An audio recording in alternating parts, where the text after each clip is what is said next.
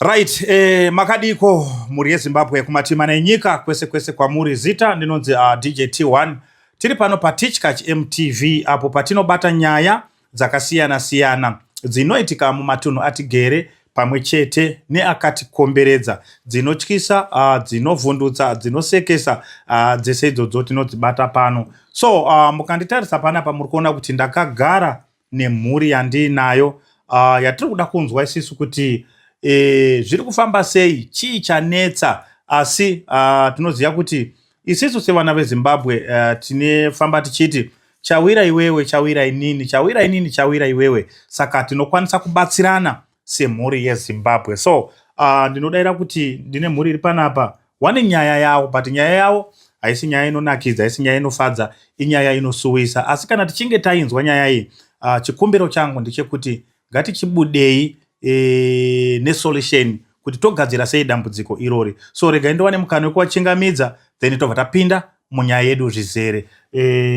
Mama ndokuchingamidzai makadini? Tiri kwedu makadini. Tinofara, ndokumbira kuti mutisimudzei voice mushana. Zvakanaka. So makadii kwasikana? Tinofara makadini. Tinofara yedu. So right, mama tinokugamuchirai mauya kuno ku Teachkach MTV. So makasununguka here kutiudzawo zita renyu nekuti munobva kupi? Ini ndinonzi Nyaradzo Mutusva, ndinobva kuChivu kwaSadza. Ndokumusha kwandakaberekwa, asi ndakakurira kuGweru, ndokumba kwedu. Alright. Aiwa, ndinotenda mama. So ngatichipinde munyaya yedu zvizere. Ndanzwa muchitaura imimi kuti pane zvimwe zvinhu zvisina kumira mushe. Munganditsanangudzire kuti chii chiri kunetsa? Zvakanaka. Ini ndine dambudziko randauya pano nhasi, zvara nhasi. Ndine vana vangu vatatu vandakabereka, vasikana vaviri nemukomana mumwe chete. Ndo mhuri yangu yandinayo, ndo dambudziko randisvitsawo muzuva ranhasi pano. Alright. Dambudziko rangu ndere vana vangu vanorwara. Vana vangu vese vari vatatu. Okay. Dambudziko raane 10 years to 13 years ratanga. Okay. Vana vangu musikana mukuru wandinaye pano ushu ndiye akatanga achidonha. Upi uyu? Ushu. Okay. Aingodonha. Kana adonha anobudisa furo kugwina, obudisa furo unyarara kuti si. Samai ndakabva ndarwadziwa nokuti ndichingoonawo mwana wangu achidonha. Ndakafamba kutsvaga rubatsiro. Ndaifamba ndichitsvaga rubatsiro nandiri kuESN. Ndaifamba ndichitsvaga rubatsiro kuvamachechi, ndichiendawo kunoti ndiwanewo rubatsiro pamusoro pevana vangu kuti chii chiri kumboitika kuti mwana we adonhe. Mwana anogara achirwara achingoti makumbo, musana, maoko, miri wese unorwadza paari. Saka mukufamba hapana chachati chakabuda. Taingodzi zvichapera. Asi dambudziko rakaramba richikura. Mwana wangu ava matric, gore rekuti ava matric rake. Akadonha, obva adonhedza furo. Adonha kudaro, takashauti chiizve. Mwana uyu furo musi wezuva rake rekuenda wakapfeka hembe, vamwe vari papa vakapfeka hembe dzavo. Musi wekuti mutambo wavo wemetric kuchikoro.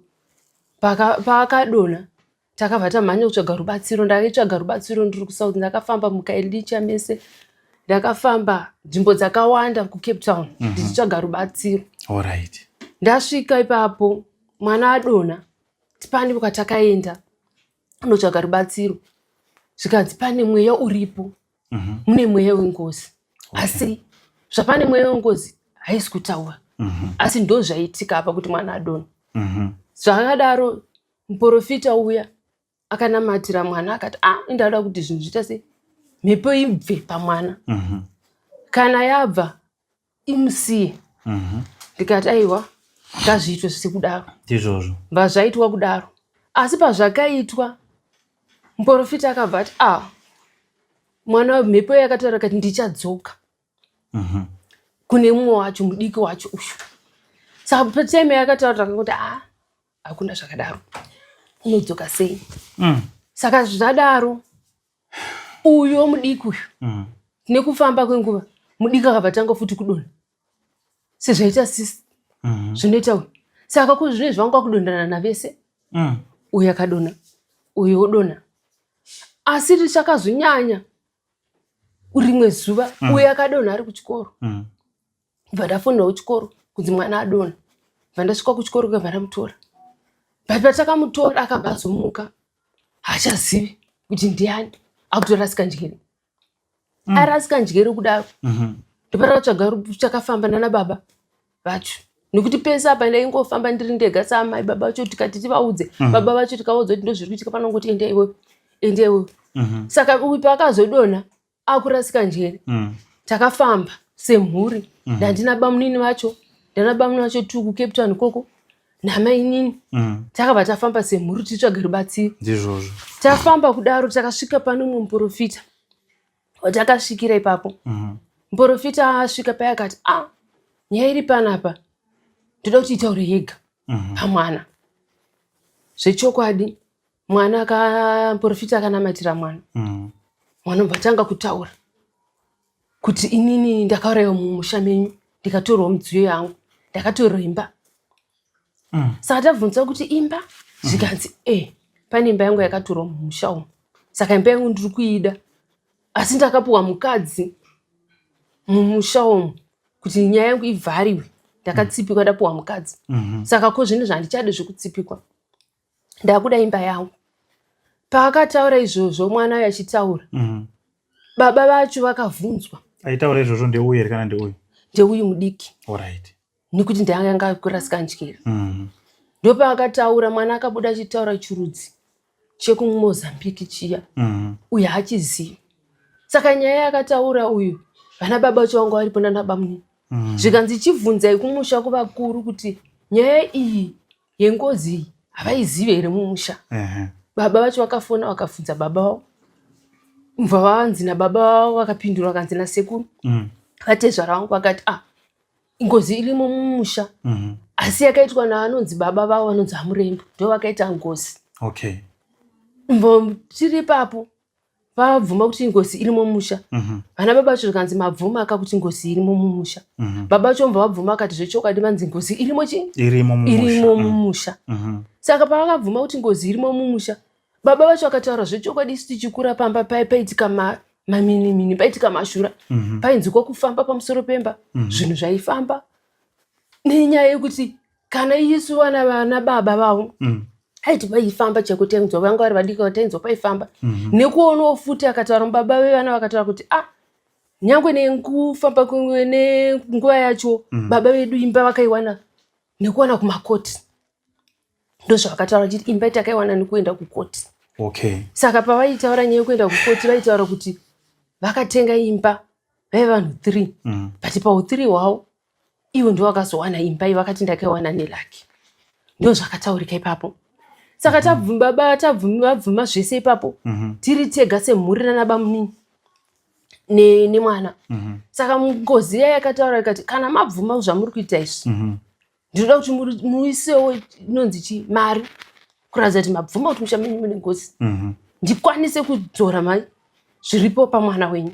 Baba vacho nabamunini ndo pakabvuma. Vakabuchirira vakati zvechokwadi ngozi taibvuma kuti musha medu irimo. Asi zvataibvuma ngozi kuti musha irimo, isusu tiri vana kuno tinoda kuzoti tiende kumusha tigozofamba. Ngozi yobva kuti aiwa ndo zvandinoda kuti muende kumusha munoenda sei? Munofamba. Zvika ndakukupai nguva yekuti muunganidze mari mugofamba muende kumusha. Alright. Saka tadaro ndopazvakaita zvezva mwana akabva adzoka pfungwa dzake. Zvaita nani. Nekuti vana baba vacho vabvuma kuti chi? Ngozi iri kuiziva. Asi nenyaya yekuti vana baba vacho vaivarayirwa pamwe pacho havachaisa chi? Mari. Pamwe pacho vanoisa.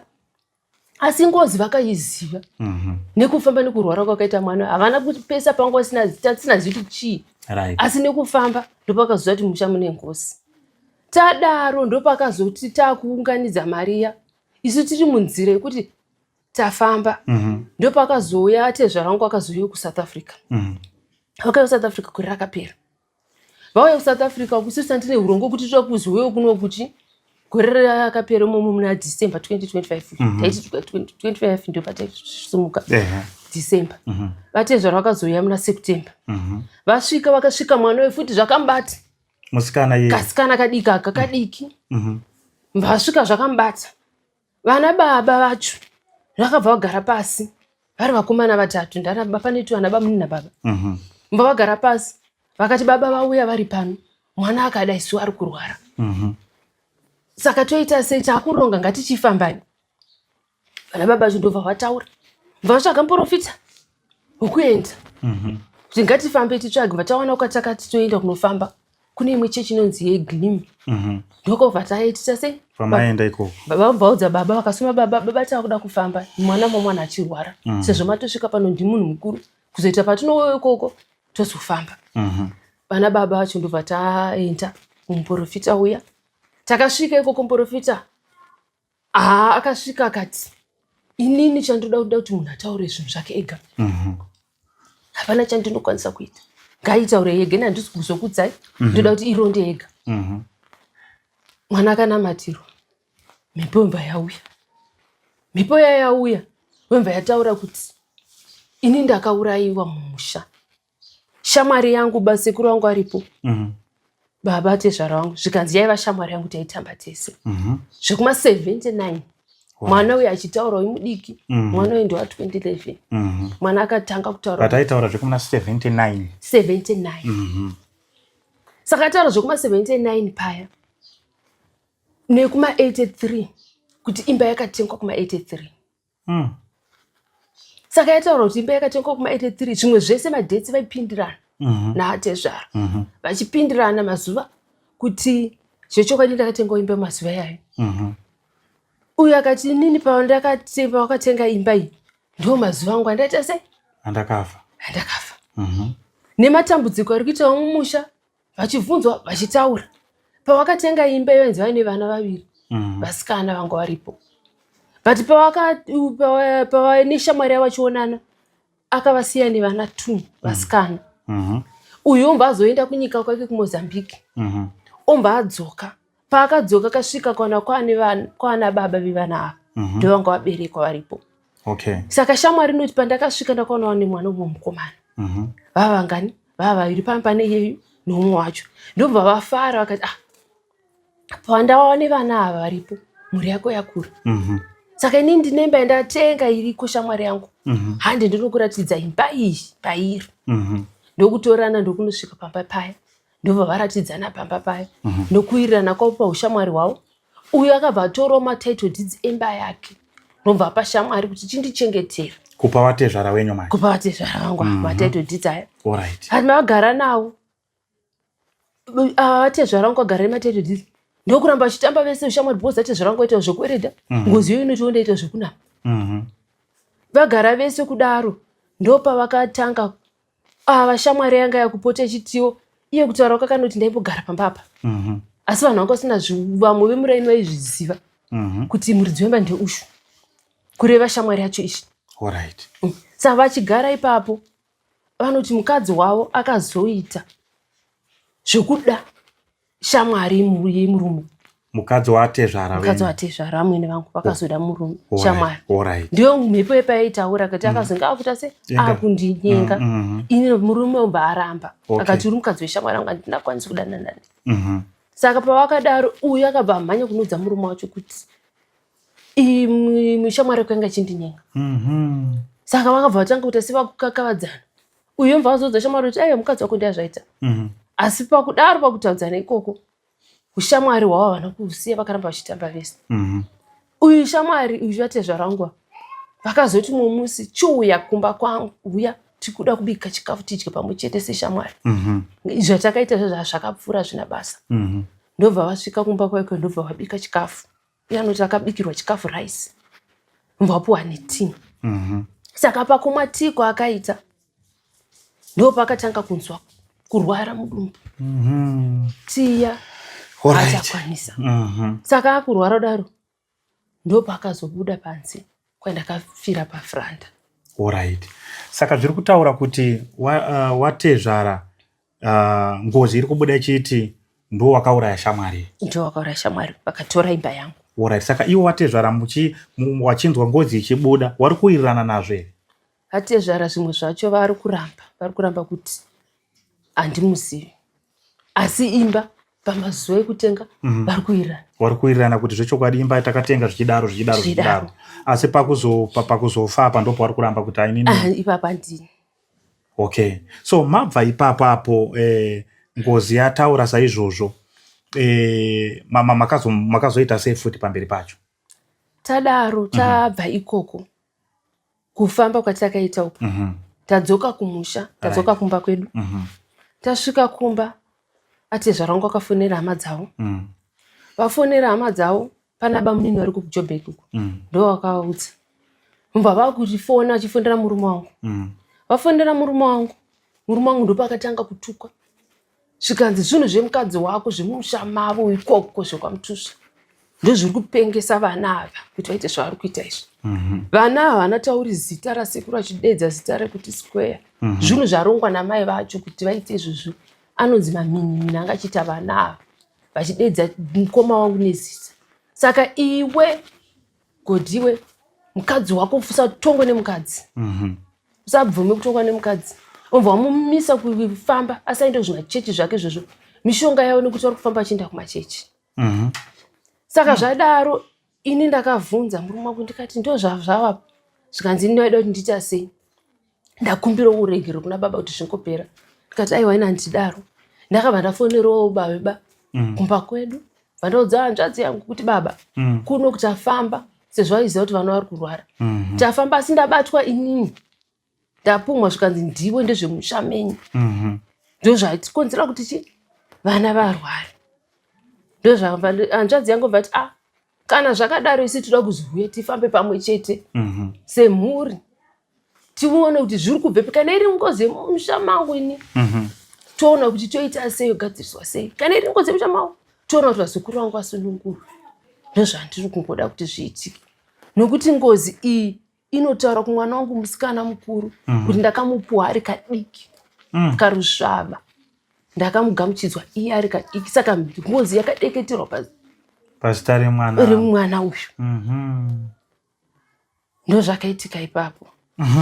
Right. Saka ngatichitarisei isizvo zvese izvi zvaitika izvi muchizobva imimi kuSouth Africa muchizouya kunoku izvo zvizvi zvakafamba sei? Makauya kuSouth Africa muchiti muri kuenda kupi? Isaka kuno South Africa tibva kuSouth Africa. Tanga tarongana nababa mhepo yakabuda ichitaura kuti hamusi kuzosvika pamba penyu pamusha, muri kunosvikira kwaMambo Mutasa. Alright. Ko mukomana because ndikunzwa kuti pane mukomana futi ari kurwara. Mukomana akazotanga futi kurwara sei? Mukomana akangotanga kumhanya akuti ndinoda kuenda. Tikatoda kuenda kupi? Zvikanzi kumba. Menge muri kuSouth Africa iko? Menge mutori kuno? Tandatoa kuno. Alright. Saka pese pairwara vasikana vamukomana ingatori right? Mukomana anga right. Mukomana hana zuva rakamborwara. Mukomana ndati tichitofamba tese. Okay. Anga right. Alright. Takatobva tese kuSouth tichiya kuzofambira nyaya iyo tichiti hande tinofamba semhuri nyaya dzinoda kugadziriswa tiri pamwe chete. Ndio kubva kwese kwatakaita. Alright. Asi ndisati tabva kuSouth uku vana baba vacho pavakauya vakandisiya inini ndisina mari yebhasi. Okay. Yokuti ndiuye. Alright. Menge muine vana ikoko here kana wana wauya? Ndine vana ikoko kuSouth Africa tese tandine vana 3. Baba vakasiya vakati chitengesai mota iri pano iyi. Kana matengesa mota mwana mari yebhasi yekuya. Inda kufana kutungamira. Alright. Ndobva wapa hazvina kuipa. Mota yaikaramba kutengwa nekuti yanga isina mapepa. Okay. Yaramba kutengwa mota iya. Vana vakasara vachirwara. Ana baba vachase? Wauya kuZimbabwe. Ndobva ndakabata hama dzangu. Ndikati kunoku vana vari kurwara nandina mari yekufambisa. Hama dzangu ndipo dzakatumira mari yebhasi kuti tiuye. Ndandina mainini wandinawo mukadzi wabamunini. Tandiri 5. Vatatumirwa mari yokuti tiuye. Asi mhepo yapa yaibuda yaingoti mutanga kusvikira kwaMambo. Okay. Ndipo patakazosvika kuno kuZimside. Pataenda kwaMambo. Makaenda kwaMambo ani? Takaenda kwaMambo Mutasa. Okay. Ndoka takaenda. Tasvika kwaMambo Mutasa. Tikaudza nyaya yedu. Mambo Mutasa akati ndikuchedzere chiremba ari pano. Vamukonzanjira. Alright. Ndo kwatakazenge taakugara. Takasvika muno mubva musi wa7 January. Kusvika musi wa31 taigara kwasekuru Mukonzanjira. ndokwataigara tiri nokuti vanga vatava ndo vakanga vapuwa maoko kuti agamuchidzwa kwavari namambo Mutasa tichichengetai mhuri muchiona vana vakurwara kuri kuitika. Apa mukomana enga akutorwara ipapo? Mukomana anga asati akurwara. Pemenge muri kwasekuru Mukotsanjera mukomana enga asati akurwara? Takasvika mukomana asati akurwara. Saka mukomana akazotanga kurwarira papi? Mukomana akazotanga kurwara zuva rachinjwa dheti rekoti. Alright, ngatitarise isisu maenda kwasekuru Mukotsanjera, makugara kwasekuru Mukotsanjera anditika vasikana vachida kubatsirwa. Right. Nyaya yaida kupinda mudare machief. Nyaya yaipinda mudare machief. Saka mapiwa dheti rekoti makaita sei? Wana pane menge muchida kupinda nawo mudare here wemenge masungisa ipapo? Menge masungisa ani? Ndatasungisa mhuri yese kwaChifarimba. Alright. Ngatitarisei masamoni aenda. Masamoni aenda pakauya mupurisa wamambo akasvika akasira masamoni kuna atezvara vangu. Vakamatambira vakati vanouya kukoti. Alright. KwaMutasa, kwaMutare. Zuva rekuti rasvika musi wa24 koti yakachinja ikanzi haichaitwa musi wa24 yakuitwa musi wa31. Alright. Mupurisa wamambo akafona akati zuva rachinjwa rava musi wa31 akazivisawo futi newe kumba kwedu kwandakaberekwa kuti zuva rata sei rachinjwa yangu musi wa31. Vaiva vakati aiwa hapana chakaipa tinouya. Dambudziko rakazoitika nderekuti musi wa30 ine kumba kwedu vaibva nekugwero vasvika maMutare vakasvika kumakuseni musi wa31. Ndopa vakafona vakabuda kupuwa madirections ekusvika kumba kwamambo Mutasa. Alright. Uyo mubva vachidza ndichifonawo mupurisa wamambo akati ndichifonawo ndichinzwa vamwe sezvo havati vapano vakufa vakutosvika. Ndopa vakapindurwa vachinzi hatichauyi ikoko, hatizvigoni kuti tisvike kwaMutasa. Zvatochinja. Zvinhu zvatochinja. Ndopa akabva zvachinja vakati nemhaka yakati isusu tinoziva mutemo hatigoni kuenda uku nekuti ava ndevekuchivhu saka hatigoni kuenda kwanotongerwa kwamambo Mutasa. Vakabva varamba.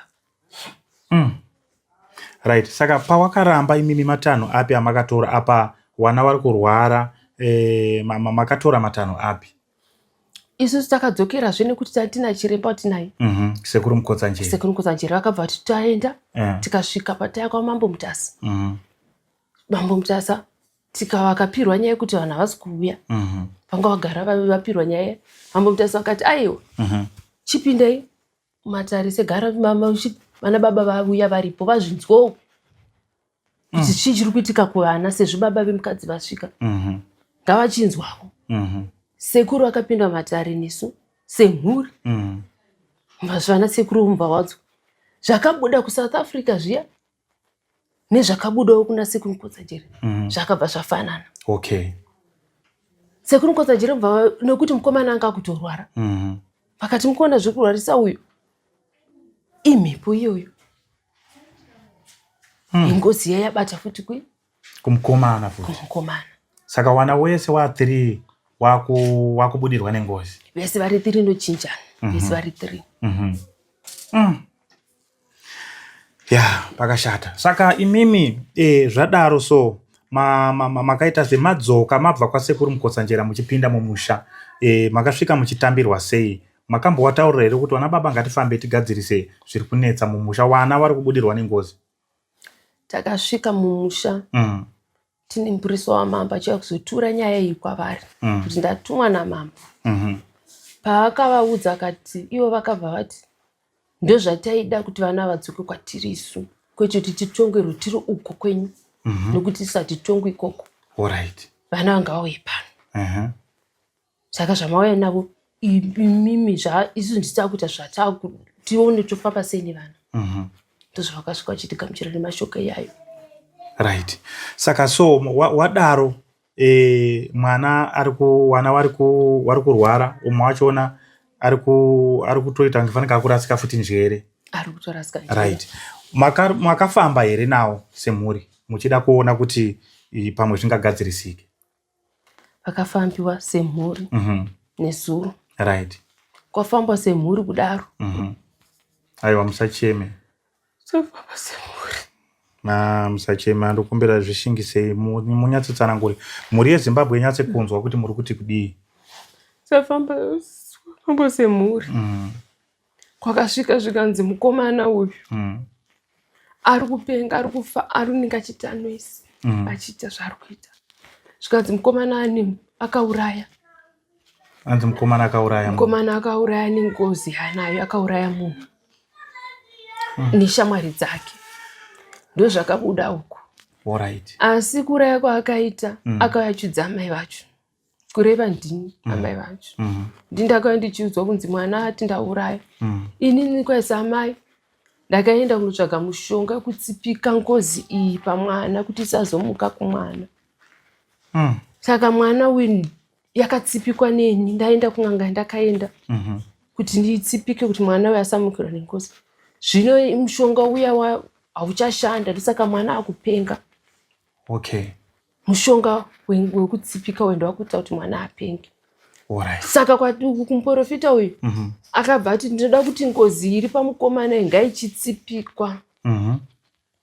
Yakauraya uyu iri kubuda pamwana uyu. Paruda jira dzvuku, paruda huku ine mavara paruda chizviyo zvonizvozvo tobatanidza todeura ropa pahuku kuti titsipike kuti mwana uyu asapenge. Alright. Seni ndabva ndaona kuti kana mwana haarambirwi nekuti mwana ndizvozvo handizivi kwaanofamba, handizivi zvaanoita nekuti mukomana ane makore mangani? Mukomana ane 20. Okay. Ndikati mwana haarambirwi anogona akazviita. Asi inini chandiri kudawo kuhama dzangu kuZimbabwe, handisi kuda kuti ngozi itsipikwe, ngozi mushonga wengozi kuiripa. Ndizvozvo ndozvatinoziva kuti ngozi inoripwa. Ine nzira dzayo dzainofambwa nayo kuti iripwe. Alright.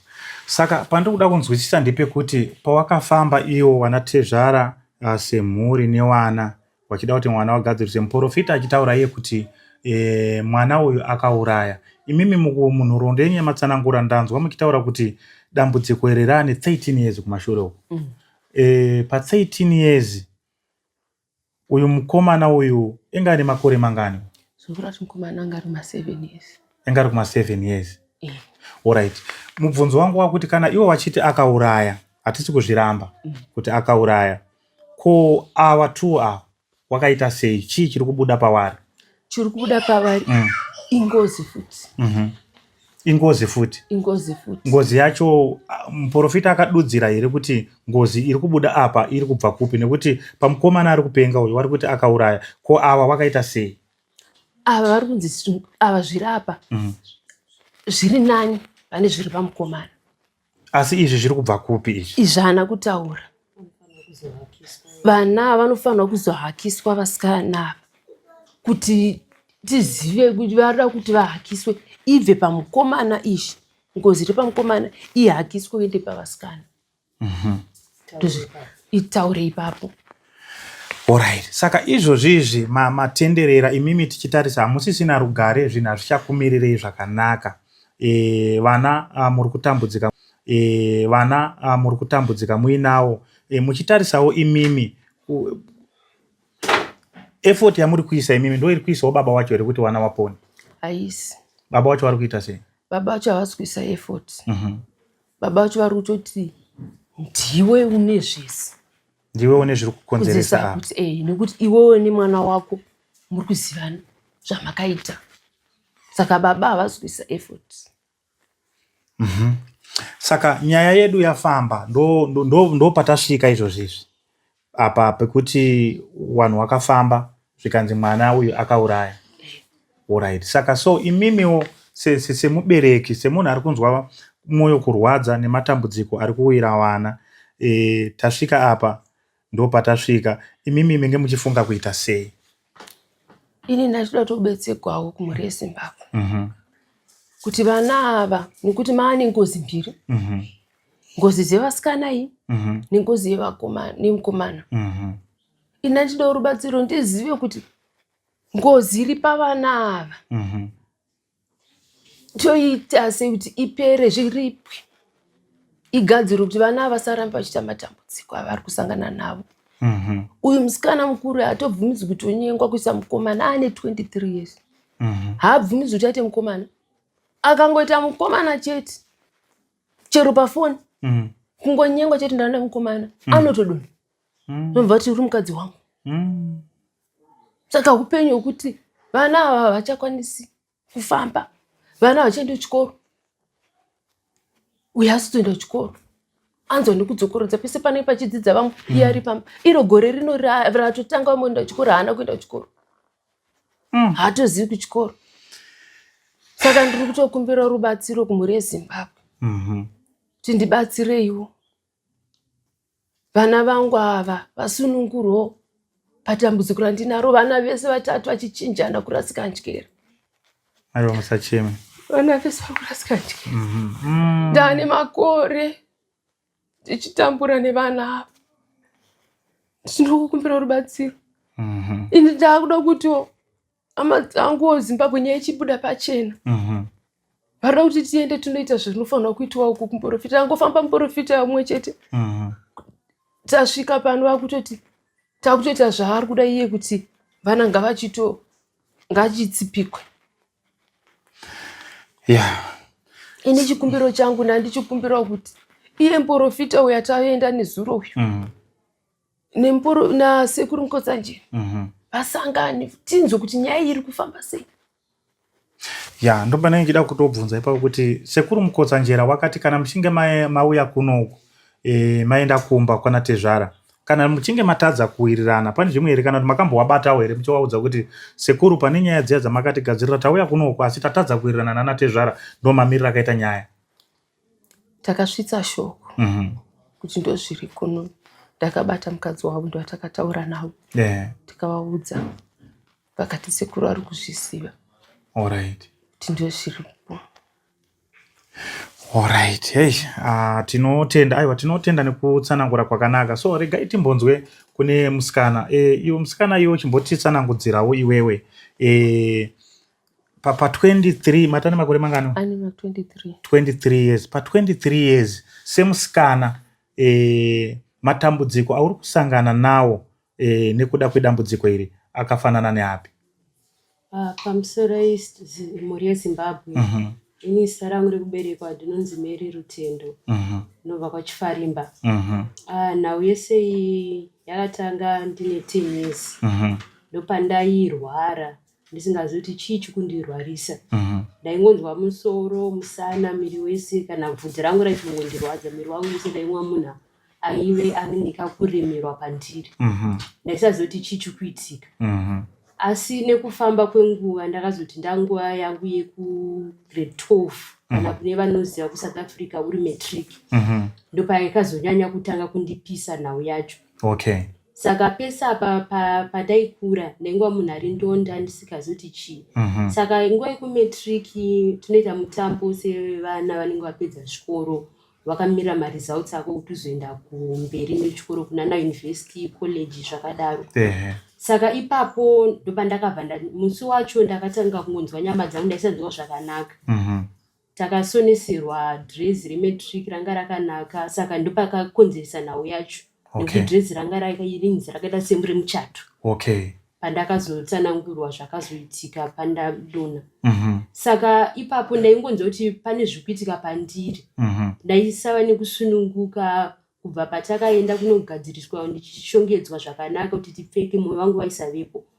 Saka patakazodzoka kubva kumatric ndopandakatanga kunzwa kupera simba kuti handichanzwi mushe. Pandakangodzoka ndichikosvika mumba pandakabva ndadonha handina kuzoziva kuti chii chakaitika. Ndakazotomutswa pane mumwe muprofita anotibatsira chechi yatinosienda iriko kuCape Town uko. Cape Town. Saka hanzvadzi yangu namai vangu ndovakatozonditakura ndafa kuti vachitonendesa kumba kwavo, because vaiti nandafa nanda kusatombofema, ndatonhora ndatochando. Saka ndovakazonditakura kundiendesa ikoko. Saka baba vanobatsira ikoko kuCape Town asi ndovakazondinze. Ndakazongoti pandakazongoti ndakazongona light ndichitomuka kudzoti, asi nyama dzangu pandakamuka ndichirwara ndisinganyasogone, nyama dzangu dzakabatanidzwa. Saka ipapo nhau yese yakaitika ndaingoiona ndopakazotaurika kuti pane ngozi yacho ndopayakazotaura ini ndakatozoratidzwawo kunzi ndozvawataura izvi pamavidhios neniwo ndakatotanga kuchema kubva ipapo pandakaudzwa izvozvo ndopandakabva ndatanga kutorota hope dziri hope ndichitorota munhu wacho akafa. Saka pandairota ipapa ainge achitori mukadzi wangu. Mhuri yeZimbabwe zera ndine 23 years handikwanise kuita mukomana ndinotorambidzwa. Saka chero pafoni chero ndatongonditi izvezvi so semi DJ makatongoda kundiudza kuti I love you ndakada kupindura ipapo zvinotozondinetsa. Saka izvozvo zvangogara zviri mandina ndakutozoti handifani kutotaudzana nevakomana vanhurume handifani kutotaudzana nawo nekuti uri mwana musikana panewo puberty stage ndizvozvo yekuti uri mwana musikana une shamwa dzako dzinotamba dzenza kuti ini ndine wangu but iwewe kuti nditrai kuzviattempt ndizoti upenyu hwangu nendazvisungirira nekuti ngozi yacho inototaura kuti hapana kwaunoenda uri wangu ndakakupiwa uri mukadzi wangu. Saka ndochichemo changu chandinacho ende uyezve kuya kuno kwatakaita kuZimbabwe takasimudzwa nengozi iyoyo. Vana bambo vangu vakatotanga ndovakatanga kusimuka vakauya kuZimbabwe muna December. Isusu takazoshayirwa mari yekuti tikwanise kuendawo kuti tiuye kuno kuZimbabwe. Asi kuti tizosimuka inini ndakazonzwa kurwara ndozvimwe futi zvakakonzeresa kuti mama vazobata hama dzavo vazodzidza kuti situation kunoku yanyanyisa sezvo vaigara vachiudza sematsananguro anga achita mai vangu vaigara vachivaudza zvekuitika. Saka ndakangoti pandaibika ndakangonzwa kuneta kuti pane munhu ari kuda kuuya pandiri ada kunditora. Ndakatoudza mama vangu kuti handichakwanise kubika pane zvekuitika pandiri. Ene musi wacho waitove ndikurangarira musi wa3 January gore rino. Saka ndakabva ndatodza pandakangogara pasofa ndakabva ndangonzwa kuti pane munhu akutosvika padhoo pedu ndega ndaitotya ndichiziva mama pane munhu akusvika panapa ada kuvhura dhoo. Saka mama sematsananguro avakandiita zvandakazoita ndisati ndadonha ini ndichizovatsanangurawo zvandakazoona ndadonhawo ndaita munhu arara. Vakati ndakangoita munhu akaita kunge adonha pasofa ndichikumbira regiri tobva ndatorara pasi handichapakanyiki. Saka inini mushure izvo ndakazomuka papaya mama akazoti ndazomuka papaya mama akati ichii chaitika ndopandakazovarondedzera akati pane murume auya panapa akanditora akandiendesa kuimba yakaita yemauswa kwanga kune vanhu vanga vakawanda vakagara kunge dari. Saka vakagara kunge dari ndakabva ndaiswa pakati chinzi nguva yenyu yatakupei yakwana muri kuitei munomu. Ndakatanga kuchema ndichikumbira kuna vanhu vava handitombovazive zviso zvavo handitombovazive vaivemo vakadzi varume vakatogara kunge vanhu vanogara dari varume vakagara muzvituro vakadzi vakagara pasi. Murume iyeye wainzi murume ngozi anga akatomira pamukova ndakachema nekuti ndiye munhu wandinosiona hope dzangu akapfeka zvanenge akapfeka. Ndakabva ndaisada kutarisa kumeso kwavo ndakabva ndapfugama ndakakumbira kuti ndikumbire kuti mundidzosere kuhama dzangu ndikumbire nguva nekuti mari dzedu dzaisabatana kuti tikwanise kuti tiuye kuno kuZimbabwe dzanga mari yese pavisa inga singabatani. Takasiwa tisina mari. Saka ipapo pandakazokumbira saka pavanhu vanga kwandaenda kudariro vanhu vaishauta mazuva avo vamwe vachiti tikuda kuti 1 day mutoenda kuZimbabwe vamwe vachiti 2 days ndavauya. Ndakati 2 days kubva kuZimbabwe kuenda kubva kuno Cape Town kuenda kuZimbabwe unoda 3 days. 2 days dzakatinyanyira dzishoma. Ndakachema ndiri ipapo ndakarara. Ndipo ndakazwa kumbira chiti pai 7 days tikwanise kuwana mari nekuti 7 days tikwanise kuenda sezvo mama nhau dzese dziumbouti nawo. Pataifamba nana madzibambo angu zvese tinazvo zvese vaibvuma takatokudza musasvike kunzvimbo yeHarare musasvike kuhama dzenyu nange kumaguta yaya ndakudzai kuti endeiko kwamambo Mutasi ndovachaziva maitiro avachaita nhau dzangu. Saka mhuri yese taitoziva kuti hatifaniri kusvikira kumba kuno kwatava. Saka ipapo patakapera 7 days ndichingomuka ndakamuka ndine kutya ndakaudza mama wangu kuti handichakwanise kugara muno ndada kuenda kuZimbabwe nekuti vati vakadzoka vachadzoka vachindiuraya. Saka ipapo zvisinei mama vakabva hama dzavo dzakabva dzaita chido vana sekuru vangu nanambuya vangu vakabva vaita chido vakatitumira mari. Next day chairo musi wacho zvaiitika takatsvaga kuti tiwane mabhazi ekuuya. Next day tichisumuka tichienda kunzvimbo yeZimbabwe. Ende nguva dzedu dzanga dzakanaka nekuti tapiwa 7 days. 7 days aive dzekuti tifambe kuti tisvike muZimbabwe 3 days tiri muroad. And then dzimwewo tichifana kuenda kwataienda. Ndopatakazodzimara tasvika kumba kwaMambo Mutasa ndonhau dzepazosvika pazvirapo. Takaudzwa way forward. Saka way forward yedu yatakaita iko zvino nhau yese yatichinjira mhuri yeZimbabwe. Nhau yese yeini mwana wamai vangu handimurambiri kuti mukomana munhu anoita zvaanoita paukomana shamwari dziripo ndizvozvo. Saka maybe anogona kufuririka ndiye akafurira hatizivi. Saka pakafambiwa manje nezuro pakanzi pakabatwa ngozi kwaari pane munhu akauraya. Ndozvakuitika izvi ndozvakukonzeresa. Saka inini nekufungawo kwangu semunhu mukuru ndabva zera ndakuzivawo kutiwo ndakukwanisawo kumeka decision yangu. Ndizvozvo. Kuti saka kana iri ngozi yedzatu ko zvikuitika pati isusu vatu tichizoudzwa ndinenge wataura zvaunenge wataura zvikubvepi. Saka ngozi dzacho dzatu mumhuri medu. Saka kwakafambiwa kuenda mukomana kwakanzi kwakudiwa vasikana vacho nekuti isu taisavepo pavakaenda vakaenda nemukomana. Saka zvakanzi kwakudiwa vasikana vacho vanhu hake ivavo. Nekuti takambofamba tiri kwataive tiri Cape Town. Zvakabuda iri ngozi hanzi vasikana ivavo vanhu haka vanoti vanhu haka. Da kuti vahake ngozi vataure kuti munhu akaurayiwa nehanzvadzi yavo iripi. Saka izvozvo ndozvinhu zvakutityisa. Sepandiri nhasi ndakaudza mama kuti handikwanise kuchiendako nekuti ini ndikuziva kuzvikuitika. Ende ndikuzviona kuti ende ngozi yacho ndikutoona kuti yani hasho kwatiri. Sati tisina kusunungukawo nekuti yakuti nguva yangu yandaitirwa izvi yareba. Ndipe imba yangu ndipe mukadzi ari kutaura ndini.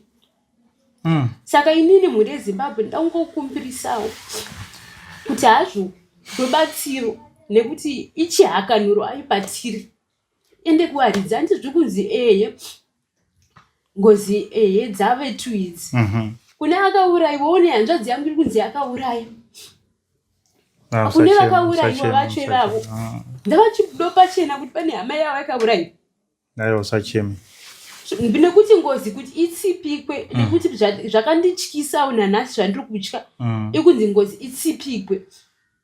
itsipikwe izvi zvatiri kuita kurwara kwandaita ndane more than 13 years ndakatanga ndine 10 years. Saka kurwara kwese kwandiri kuita hanzi kudiki ndomataura apedo nzi zvidiki izvi asi yanyanya ndoyemukomana. Saka inini ndakuda kungotiwo kuti tiwanewo mari zvayo hedu tidzokere kuna chiremba wedu. Because ngozi yakataura kuti endai kuna chiremba mukwezanje ndoanoziva nhau dzengozi idzi. Ndoanoziva mafambiro adzinoitwa. Ichibuditswa zvayo pandirini ndisununguruwo. Nekuti patave nini ndikuziva kuti ndapanguva yakaoma. Kuva pano sokutotiza kuti tikwanise kwatikufanira kuendeswa. Nekuti zvakanzi vasikana vacho vavepo. Pachaiswa huku iyoyo ine mavara iri tema nezviyo nejira dzvuku. Isusu vanhu kana takarememba chivanhu chedu zviyo chinhu chakashata. Inini ndinhangu handizive shona asi ndinoziva kuti zviyo zvakaita kutsipikwa ikutsipikirwe ingozi yacho. Saka aiwa usacheme. Saka tokumbira hedu rubatsiro tiwane redu kana iri pfuma hedu. Ini nhangu iri ndisunukire pangozi yacho inetse kwairi kunetsa nekuti matauro ekunzi imba yacho iripo. Alright. Saka iwe uchinzwawo panombobuda ngozi yacho uchizotaurirwa iwewe kana kuti mimi mama makambokumbirirawo here kuti ngozi yacho igone kukudirectai kuenda kana kune hama dzacho? Tombonzwawo mwachiti ngozi inogona kutungamira kutosvika pamusha chaipo. Makambokumbira here kuti igone kukutungamirirai kuti musvikewo kune hama dzacho? Inotaura zvinosvika kana chiremba aripo. Kana chiremba aripo. Chiremba kana varipo. Uyezve imba yangu ndeanochemesesa. Anoda imba yake. Kuti vanhu pane vanhu vanotoziva nhau iyi. Okay. Hanzi pane vanhu varipo munharaunda imomo vanoziva nhau yangu. Iyo inozotaurawo kuti ndainzi sekuru Abraham. Ndainzi sekuru Abraham. Ndainzi sekuru Abraham. Saka wengu wasitorina kana hama muno muZimbabwe. Wengu wangu uri hama dzavo dzinge dziri kuMozambique. Kutaura kwake anoti dzimwe hama dzinofanwa dziri muno. Ivo vate zvarangwanodzi vanotoziva.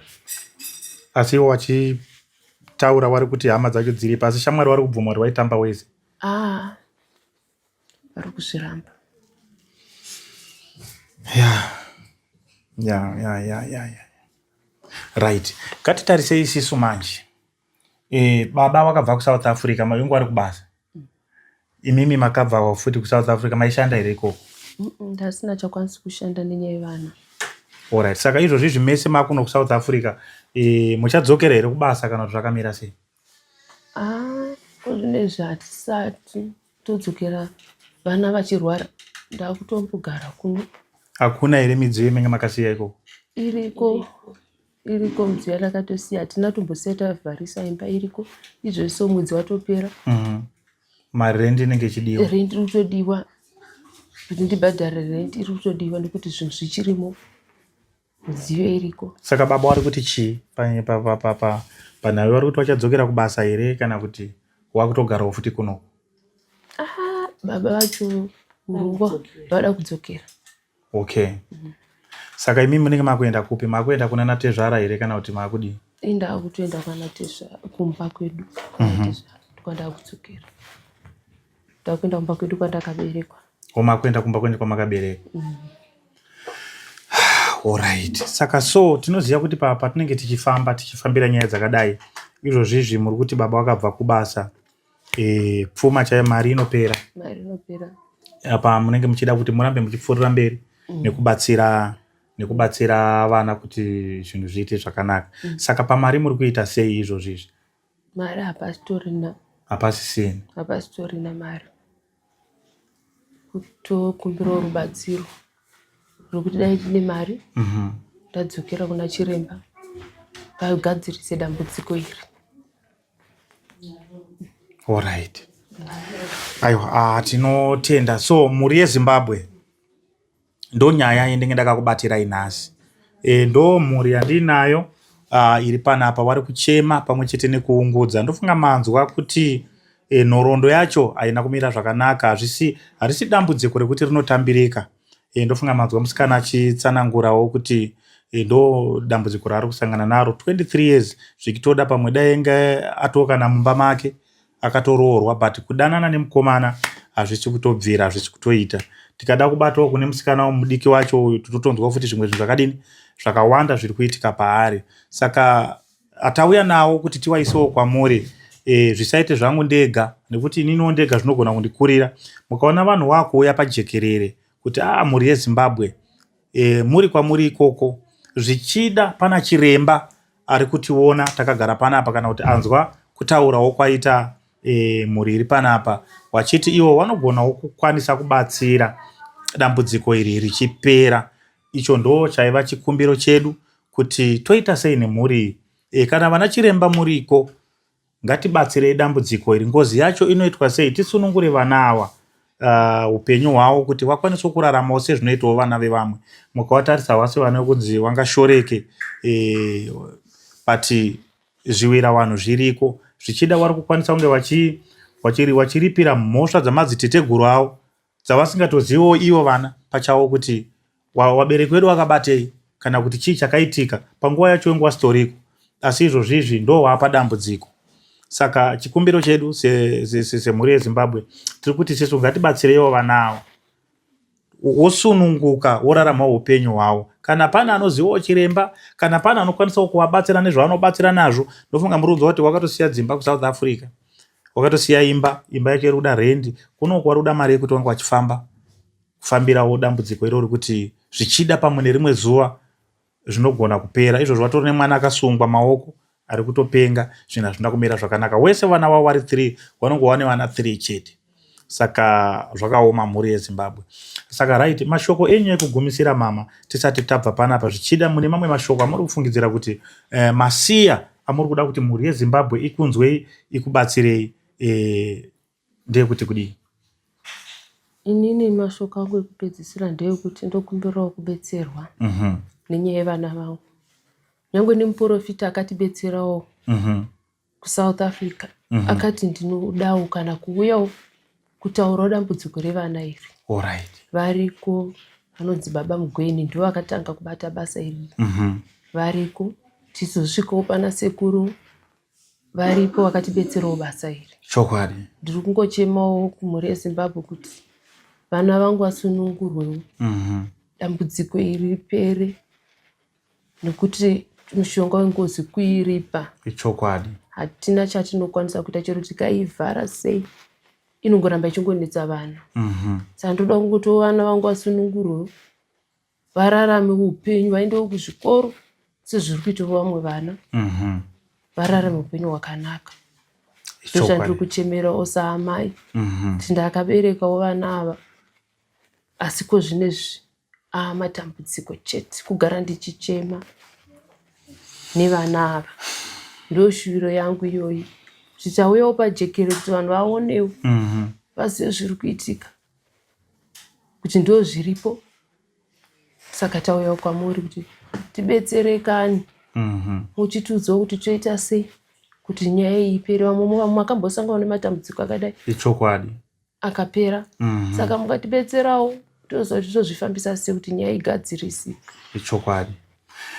Aiwa, tinotenda mama. So makasununguka here kusiya phone number dzenyu, vanenge vachida kukubatsirai, vanoda kutaura nemi, vanokubatai sei?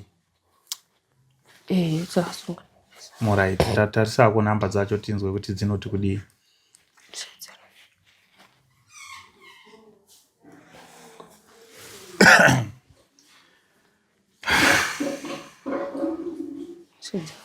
Saka tichakupai nhamba dzemuZimbabwe ndidzo.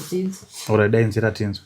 077 077 19 67 6 11. Then dzekuSouth Africa dzeWhatsApp ndo 073 319 1309.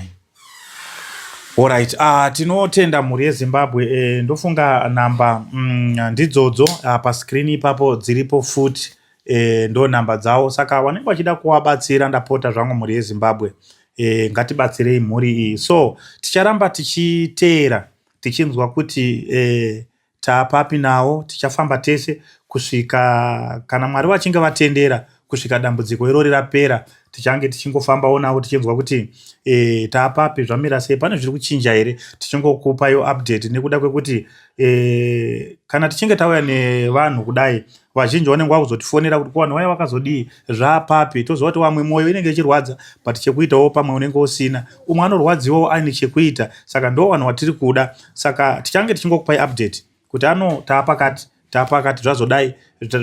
Kana kumusha kwacho kwavari kuenda ikoko, tinogona futi kuteera tichindonzwa kuti zvinhu zvamira sei, zvaapapi. Saka so thank you very much mhuri yeZimbabwe. Kune vachabatsira, ndinokutendai zvikuru. Mwari vekudenga vakurangarirei, vakuitirei zvakanaka. Vanobatsirawo nezvavanongobatsira nazvo izvozvo, basa richipfuurira mberi, vana vachirapwa, zvinhu zvichiita zvakanaka. So ngatisangane zvakare muzvikamu zvinotevera patinenge takakubatirai dzimwe nyaya dzakasiyana-siyana. Kana kari kekutanga kusvika pano paTichkachi MTV, musakanganwe kusiya wafollowa page renyu, musakanganwe kusiya masubscriber YouTube channel yenyu. Ndinokutendai mazvita. Ngatisangane zvakare muzvikamu zvinotevera. Right. Tapedza hedu. Tinotenda. Maita basa. Leta maminutes mangani? Phone ndo inokuudza. 55. It's about 56 minutes.